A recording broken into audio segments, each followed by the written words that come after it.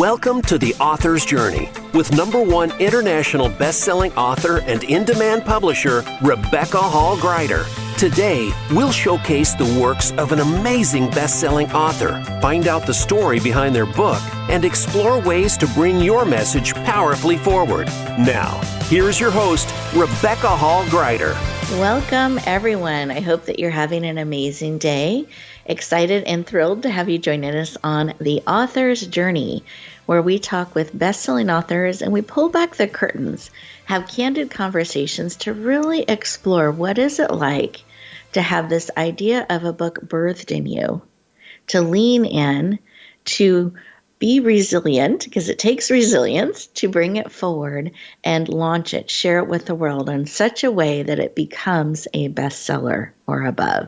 Today, our amazing guest is both a #1 international best-selling author as well as an expert in resilience. So I know we have a lot that we're going to be able to learn from her around what it takes to bring a book forward, as well as pick her brain on tips and insights to help us in our own resilience and living in a day-to-day basis, because it does take courage. It does take continuing to mindfully, purposely choose to move forward. So excited to have you all joining us today, and I want you to get the most out of our time together.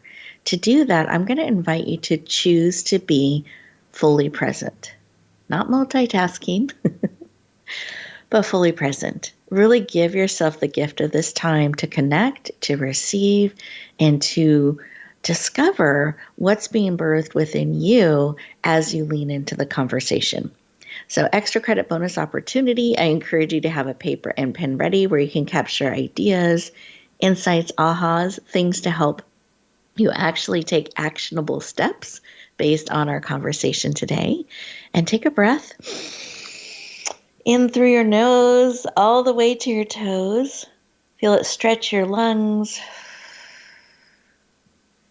And as all that beautiful oxygen comes through and pours throughout your body. And I find when I keep breathe like that, mindfully and purposely, not only does it feel good and it's expanding and stretching and it brings oxygen everywhere I need it, it also helps me become present, slow down a little bit, become more mindful and aware. And I want you to be aware and mindful and open so you can receive everything that is here for you today. So have that paper and pen ready. It is my privilege and honor to introduce our amazing guest, Julie Lawson. She is a #1 international best-selling author, entrepreneur, CEO of Rains Institute, a leadership development and coaching firm. She has worked with more than 3,500, more than 3,500 leaders and managers to build resilience and leadership skills, empowering them in those areas. Her background includes serving as a nonprofit executive for over 20 years, including executive director for the Association of the VA Hematology and Oncology, the Crime Advocacy Center, the Missouri Supreme Court Commission on Racial Ethical Fairness, and the Women's Foundation of Gruyter St. Louis, and is nationally recognized for her expertise in victimology, emotional intelligence, and resilience. She is passionate about helping you live in a powerful, empowered, and resilient way. Please lean in. Warmly welcome the powerful, dynamic, and resilient Julie Lawson to the show. Welcome. Thank you. Happy to be here. Thrilled to have you here. And I'm just thrilled as I know that there are so many directions that you can be pulled during the season, especially after your book is launched and it's been received so powerfully. So it truly is an honor to be able to connect in with you and have this moment to reflect back on the journey a little bit. But before we get into that, I wanted to start with why. Why is this work around resiliency and empowering managers and leaders in this way personally so important to you? Sure.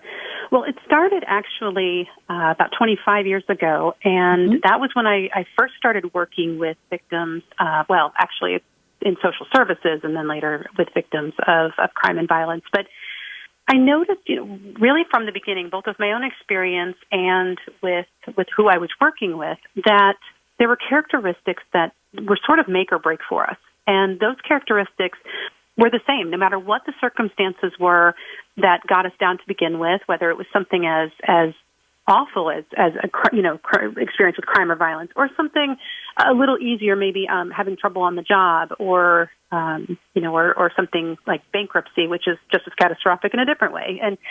But no matter what it was, no matter what the background was of the person that I was talking to, these same characteristics kept rising. And I just sort of tucked it away in the back of my mind and paid attention to it and thought, well, that's interesting, and kept living my life. But it became more important to me, I think, in two ways. First, as I was working on my own healing from a variety of things, as we all are every day, and also as I was helping others heal, particularly when I was working with victims of crime and violence, that I needed to have those things at my fingertips. I needed to understand how to guide people, what kind of information to give them to pull out those inner resources that they had. And that's when I started getting a little more serious about it and thinking, okay, I need to catalog this, and so it was sort of a catalog in my brain for a while. Then I started working with leaders. I got out of working in social services and in with leaders, and the same things were happening, and the same tools were what they used. And I thought, okay, there's something to this. And it became, I think, imperative when I started seeing the world really sort of breaking down when it came to resilience. It just seemed that more people were depressed and anxious than ever. We had high rates and climbing rates of suicide. And I thought, now's the time. Now's the time that I need to share what I know and what many people know, but only those who really think about resilience as a subject matter. I need to share that with people. I need them to understand that we can do this. It's just you have to understand the components, the ingredients, if you will, to what makes us a truly resilient person. And that was when I think that little inner writer in me said, done, we have to do this. and a pandemic helps. It gives you nowhere to go for a little while. And so those, all the things came together perfectly, and I sat down and started writing. Oh, I love it. I love it. So one, I love that you recognized through your experience and journey this pattern. You kept noticing these characteristics, and then it became present and pressed upon your heart to really start to put this together and help people in these areas, these things that you've recognized, help them build the skills. And then with the pandemic, maybe not being able to travel and go around as much, created this great writing opportunity to really get those thoughts together and bring them to the world. So I love that has come together. You've leaned in to bring your book forward. I'd love for you to share the title of your book and what you hope it does and helps people with. Sure. It's called Warrior Principles, and subtitle is Harnessing the Power of Resilience, but Warrior Principles is the overall goal, which is that there are 7 principles that we have that, they are these common themes that I've seen for 25 plus years that I've been researching and studying this. And they are those non-negotiables, if you will. In other words, we need these 7 principles. If we can follow those, we can build a resilient life. And I would argue, prove to me it can't be done. Because I haven't known anybody who's done all 7. It can't be done. And what I hope that will bring to people is a sense of hope that there is a way for us to be able to build with the right tools and the right resources to build a really hopeful life for ourselves, and to not give up and feel like we don't have the resources or the way forward. And then also to remind us that we inherently have what we need within us. And I think we don't give that anywhere near as much power as we should. All of us have inherently within us, or very close next to us and the people that we love, what we need to build the right life for ourselves and to live that best life. Beautiful. Well, thank you so much for sharing. I appreciate it. Excited about your book. And this book was released earlier this year, became a #1 international best-selling book. In the U.S. and Canada, it hit over 31 best-selling categories, including ranking #1 in 3 of those. So really powerful impact, powerfully received. And to me, it's a testament to you saying yes to the right timing, listening to that prompting, bringing the book forward, and doing it in such a way it really connects with and serves people powerfully. So I celebrate that. I'm excited for you.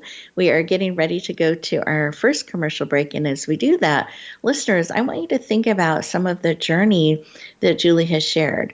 So noticing patterns, noticing things, and then feeling compelled to do something about that. And taking that opportunity where we had this time where we got to slow down, go within to write and bring that forward. And I'm curious, as we go into our first commercial break, what's birthing within you? What patterns have you noticed on your journey? What are you feeling that urgency to start to bring forward? So enjoy these 2 minutes with curiosity, see what's bubbling up, and we'll continue our conversation in just 2 minutes.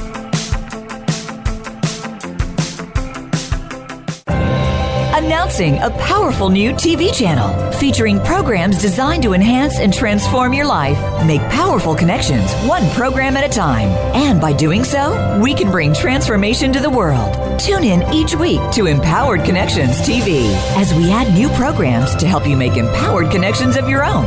Visit empoweredconnectionstv.com.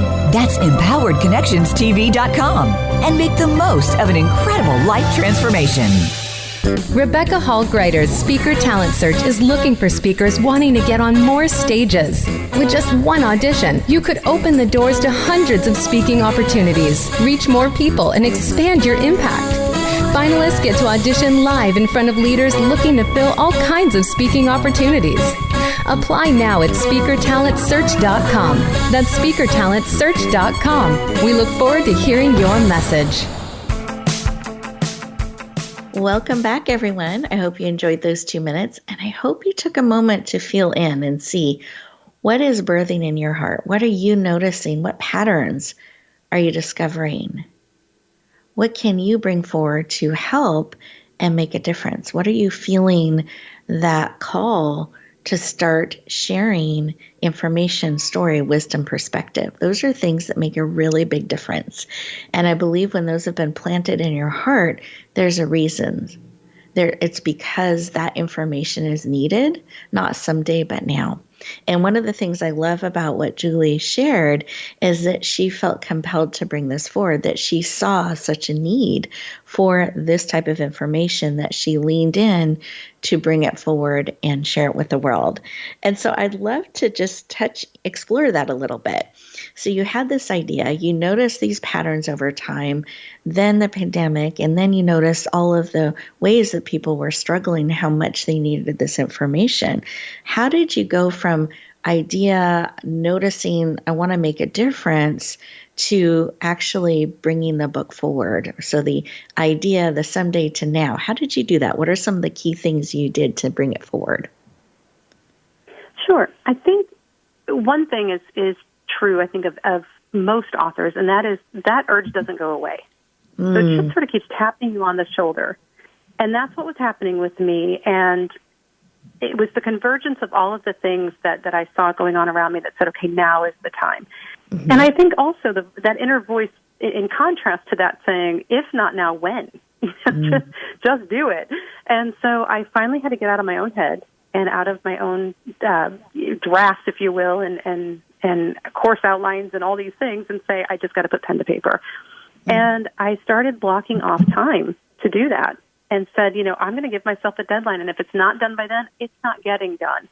And I think that scared me enough because I knew how badly I wanted to write it. And it scared me enough to get me to sit down and to start typing and to really, really give it some concentration and some focus. And so it was through long focused sessions that I was able to start that process. And it started with outlines and moved from there. I love that. I'm just taking some notes. I think this is so brilliant what you're sharing. And I love, if not now, when, and the power of a deadline. Really holding yourself accountable, setting a deadline is so powerful for ourselves and others. So I love that. Those are some really, really great tips. And I'm curious on that way with those deadlines, those long concentrated times of writing and bringing it forward and building from outlines. Were there surprises along the way, either in publishing or launching, things that you just didn't know until you knew? Anything you discovered along the way?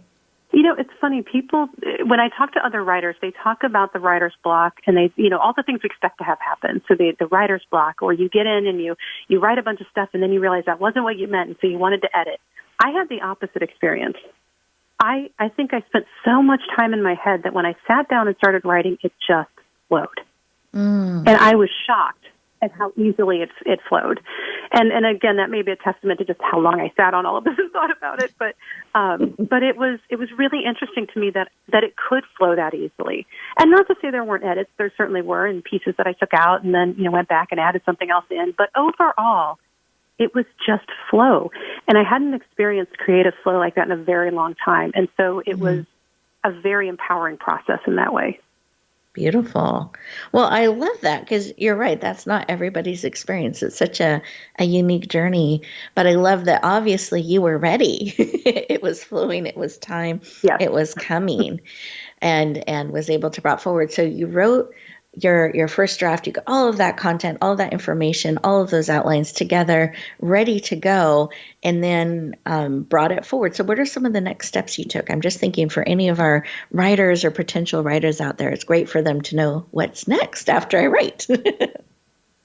Yes. So after I wrote, of course, there's editing, and I did probably sweep through it 6, 12, 20 times. I'm not sure.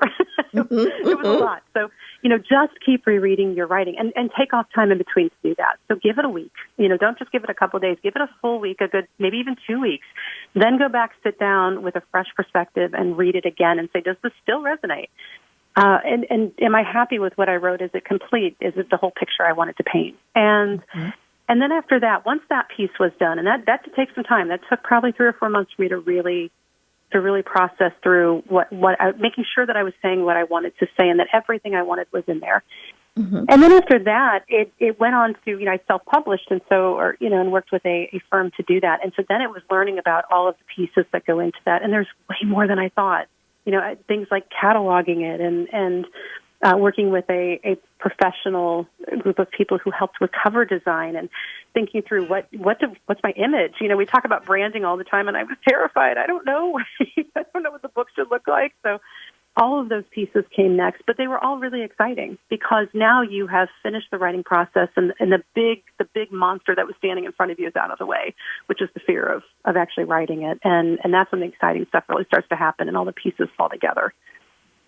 I love that. And I love that you leaned in to get help. Like you didn't try to do all those steps on your own. You got support on it and brought in experts to help you. And yeah, that branding in the cover can be very daunting and intimidating. And how am I showing up in the world? And I love how you brought it together. And I think your cover is beautiful. And there's an image on it that can be interpreted in different ways. I'd love for you to tell people about that a little bit. And I know that was very deliberate. It was very intentional. It is. So if you look at it, depends on who's looking at it. Some people say it looks like a warrior helmet, which of course makes sense. It's warrior principles. And so that's where your mind goes. And it's a little bit of a trick to your brain. But if you really look at what it is, it's a penguin. And everybody says, what in the world? What does that got to do with warriors? But the penguin is actually the most resilient animal in the world. And so what I wanted was to paint that picture, not to say that resilience is soft. There's nothing soft about it, but there is also nothing stiff and unbending about it. You think of a waddling, cute little penguin, and you think that doesn't seem very resilient, yet they can adapt to any climate, to any environment that they're in. They are excellent at warding off predators because of their understanding of community, and these are all things that are mirrored in humanity. And so, in other words, as strong as we might be individually, we are way stronger with our community around us, and that's how we ward off predators in our own world. And so I wanted that image on there, and so it took a while for us to find the right one, but when we did, I went, that's it, because it tricks the brain, and you're not sure what you're looking at, and it just makes you think. It makes you kind of dig in and wonder what it's about. I love it. Creates that intrigue. And now everyone listening knows that it is a penguin, and they can look for that when they lean in and look for your beautiful book. So I love that. So I'd love to just see if, as we look back on our conversation a little bit, is there a tip or a piece of advice that you would give to our potential writers out there, those who are writing? oh my gosh, my biggest tip is just start doing it. You will overthink it in whatever way, whether it's the technical side of it, I don't know how to write, or I'm not sure what to write, or I haven't done enough of my research or homework, or, if it's nonfiction, I don't have a good, if it's fiction, I don't have a good enough story. Put all that aside. Or if it's the emotional side, I'm afraid nobody's going to read it, or, I don't know that I have enough to say. Just start writing. You'll figure out pretty quickly whether or not you have something to say. And if you don't right away, put it aside and come back to it, because eventually you will. If you have the urge to write a book, it's because you've been feeling that tapping I was talking about for a long time. That means there's something there, and you need to listen to it, lean into it, embrace it, and just do it. And eventually that flow will come. It just takes a little bit of warming up over time to get there. Beautiful. I love it. Thank you so much for sharing. I appreciate that. We are getting ready to go to our next commercial break. And as we do that, listeners, I want you to think about, what are you feeling that urgency, that calling, that urge to bring forward, and how can you bring it forward one step? Perhaps it's carving out 10, 15, 20 minutes today to get your thoughts down, to start writing, to look at your calendar. Where can you build it in? One of the things Julie mentioned earlier is that intentional writing, carving out that time. What I have noticed in working with lots and lots of authors over the years is if you don't carve out time, you don't build it into your calendar, it's really hard to bring it forward, because there's always things that will interrupt. There are always things that will pull your attention. So it's important, if you're feeling this urgency, create room and space for it, carve out time to bring it forward, to birth it. So as you enjoy these next 2 minutes just for you, it's a great moment to write down some of your thoughts. Take a quick look at your calendar, and we'll continue our conversation in just 2 minutes. Announcing a powerful new TV channel featuring programs designed to enhance and transform your life. Make powerful connections, one program at a time. And by doing so, we can bring transformation to the world. Tune in each week to Empowered Connections TV as we add new programs to help you make empowered connections of your own. Visit empoweredconnectionstv.com. That's empoweredconnectionstv.com. And make the most of an incredible life transformation. Rebecca Hall Gruyter's Speaker Talent Search is looking for speakers wanting to get on more stages. With just one audition, you could open the doors to hundreds of speaking opportunities, reach more people, and expand your impact. Finalists get to audition live in front of leaders looking to fill all kinds of speaking opportunities. Apply now at speakertalentsearch.com. That's speakertalentsearch.com. We look forward to hearing your message. Welcome back, everyone. I hope you enjoyed those 2 minutes and you looked at your calendar, or you got an idea of something you want to just start writing, start bringing it forward. I loved what Julie said, just start doing it. We were talking a little bit about behind the scenes about how important it is to put something on the calendar, because otherwise it's so easy for time to fly by, and another 6 months, or it's the New Year's resolution again. And I found that the critical piece to actually making it a reality is setting, I love what she said earlier about setting a deadline. This is when it has to be in, and then reverse engineer it and commit time in your calendar to make that happen. Because the way we spend our time, our minutes, our hours, our days, our weeks adds up to where our time goes. So be deliberate and mindful about that. Choose to carve out some time to bring forward those things that you were called to bring forward. One of the things I would love to also talk to Julie about today as an expert in resiliency, I'd love for you to share a tip or advice for our listeners out there that may be potentially reading your book. This is the first time they're meeting you, or they're really struggling. I don't know how to be stronger, how to keep going. I'd love for you to just share a little bit about advice when somebody picks up your book that can help them, and for those of them, meanwhile, while they're waiting for your book, a tip or advice to support them in their resiliency. Of course. It all starts with the ability to believe that it can happen. And so confidence is actually a cornerstone of resilience. Now, that is also the thing that gets chipped away first when something happens that challenges our resilience. And so what I want people to understand going into reading this, or even thinking about resilience, is it's natural for us to feel like we can't do it. It's natural to feel powerless, out of control, and like this is something that's going to be so difficult, we are just not sure we can quite make it. And to say, well, just believe in yourself is trite. It sounds trite. and not very helpful. So the way we get there is to start with our self-awareness. What is our deepest fears, and how are we facing those? What is the worst-case scenario in the situation that we're having to deal with? And if it's a matter of loss, of grief, and of pain that is associated with loss, how can I sit in that emotion for a little while and let it be? In other words, how can I be mindful in my emotions at the moment, allow them to be whatever they are, embrace them and say, I don't like feeling this way, but I welcome it. This is where I am. And to give that power and to really sit and think about what will propel me to that next step. And sometimes just sitting with that feeling is what's going to get us to that next place. The next thing we do once we've become aware of what those fears and those emotions are, and in that self-awareness, is to decide, well, what am I going to do with this? And so that's our mindset choice. Am I going to use this to propel me forward, or am I going to allow it to stop me? That choice is not always available to us right away. I want to be very clear about that, because I've seen people try to push through to that choice faster than they should, and it just winds up confusing them. And so there will be a moment that comes that says, now is the time to push forward. What are you going to do? And we have to make that choice. And sometimes that choice is as simple as getting out of bed. And the mindset says, I'm just going to choose that for today. And so breaking it down into really thinkable steps and really, really digestible steps that we can put our energy and our mindfulness behind and say, for this moment, here's what I'm going to choose to do. Beautiful. I love that.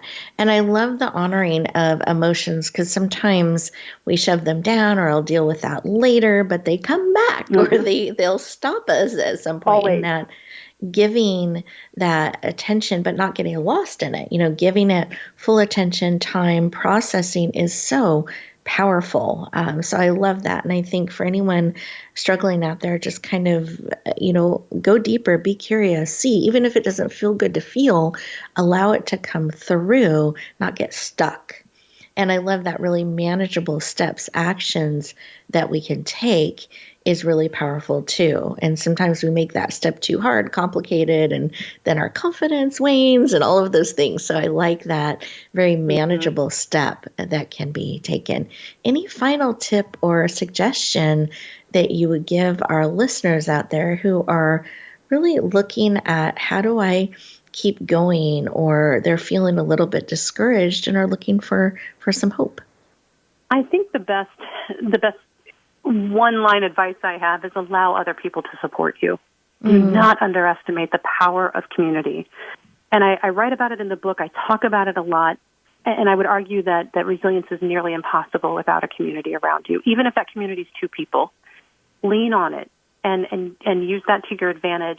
And remember that asking someone for help is honoring them. It is not burdening them. It is honoring them. And so when we ask for help, what we are saying to the other person is, I honor you enough to put my vulnerability in your hands and ask you to help me in a moment that I'm in need. And that is one of the highest honors that we can do to someone else. So never shy away from asking for your community for that support that you need to take the next step. Thank you for sharing that. I love that. And it's absolutely true. When I have somebody reach out to me and entrust me in that space, I'm always deeply honored and hold them in such respect that they're willing to trust me in a place that they're struggling or vulnerable, and I can actually do something to help. How amazing that feels. And I think we forget that. You're absolutely right. Thank you for sharing that. Well, I've really enjoyed having you on the show today, sharing all about your powerful book, as well as these beautiful tips and insights to help us live in a more powerful, empowered, and resilient way. I would love for you to share how people can find your books, if you don't mind sharing the full title, where they can find it for anyone who doesn't have it yet. I want them to know how to get it, as well as what is the best way for people to connect in with you and follow you. Sure. It's Warrior Principles, Harnessing the Power of Resilience. And you can find it on Amazon, or you can just go to warriorprinciples.com. It's very simple, warriorprinciples.com, and everything is there. So links to buying the book, timelines for releasing Audible edition, as well as my contact information. So pretty simple, warriorprinciples.com. Perfect. Thank you so much. And I appreciate that, keeping it simple for us. That's brilliant. That's a manageable step that we can take. So it's very on point. Perfect. I love it. And then listeners, I wanted to share a couple of resources to support you as well. So one, those of you who are feeling that calling to bring your message forward, perhaps you're feeling it and that you are called to speak your message, to share it in that way. So I wanted to share about something really special called the Speaker Talent Search. It's speakertalentsearch.com. This is part of our give back. It's a way that we help messengers, speakers, experts, leaders get on more stages like our shows and programs, as well as other experts and influencers, their programs, their stages and shows. So as one application process, you have an opportunity for many, many stages. So I encourage you to lean into that, speakertalentsearch.com. And then those of you who are called to write your message, to bring it forward and have questions or want to know next steps, I want to invite you to go to Emerging Author Series, it's plural, Emerging Author Series.com, and you'll find a set of 9 free ebooks with frequently asked questions, tips and ideas to support you, myths and truths about writing, publishing, how do I start, where do I bring it forward now that I've started, all those types of things that we have had people ask through the years. So we hope those tools support you in bringing your message forward. Because if you have that seed planted, I love that Julie was talking about this today, that means your message is needed. There's a reason, there's a purpose. So be persistent, be resilient in exploring, carving out time to bring it forward. Because if you're feeling that prompting, it's because your information is needed. So lean in, keep writing, keep reading, and we hope that you have a beautiful and safe and happy holiday season and new year. We'll talk to you next time. Thank you for tuning in to The Author's Journey. Please join Rebecca Hall Gruyter for another edition of the Author's Journey podcast every Monday on the Voice America Variety Channel. And until we talk again, use some of the tips and inspiration from today's show to guide you as you lean in to bringing your message forward.